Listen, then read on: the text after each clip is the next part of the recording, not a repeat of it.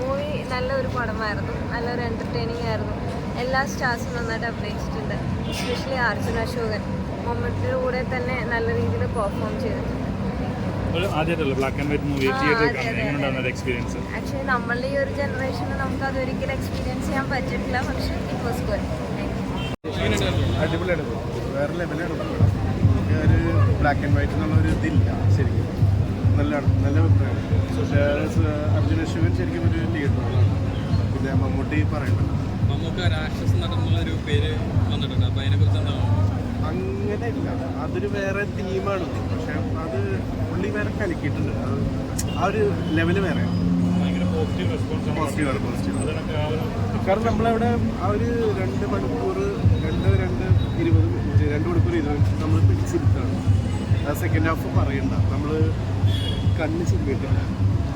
പടത്തിലാകെ 2-3 ക്യാരക്ടറാണല്ലോ. അതെ, അപ്പോൾ എൻ്റർടൈൻ ചെയ്യാനുള്ള എല്ലാ ഫീച്ചേഴ്സും ഉണ്ട്. സിദ്ധാർത്ഥ് അടിപൊളിയാണ്, സിദ്ധാർത്ഥം വേറെ ലെവലാണ്. പക്ഷെ പുള്ളിനെക്കാട്ടിലും എനിക്ക് തോന്നിയത് അർജുൻ അശോകൻ ആ ത്രൂ ഔട്ട് ഉണ്ട്, ത്രൂ ഔട്ട് ജേണി ഉണ്ട്. നൈസാണ്, കാണണം. Thank you.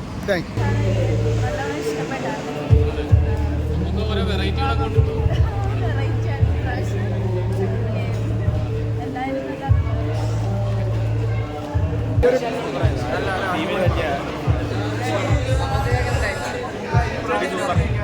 കാരണം ഈ ഒരു കാലഘട്ടത്തിൽ ബ്ലാക്ക് ആൻഡ് വൈറ്റ് സിനിമ നിങ്ങളെ പോലുള്ള ചെറുപ്പക്കാർക്ക് അംഗീകരിക്കാൻ പറ്റുമോ?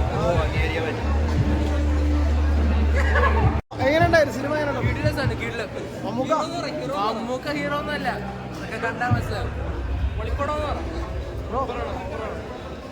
എല്ലാവരും അഭിനയൊക്കെ എങ്ങനെയായിരുന്നു? തിയേറ്റർ മസ്റ്റ് വാച്ചാണ്. എല്ലാവരും നടത്തും. അർജുൻ അശോകൻ എല്ലാവരും പലർക്കും ബ്ലാക്ക് ആൻഡ് വൈറ്റിൽ തുടങ്ങിയാണെന്നൊരു ഫീൽ പോലും നമുക്ക് കരുതും. അത്ര നല്ലൊരു തിയേറ്റർ എക്സ്പീരിയൻസ് മസ്റ്റാണ്.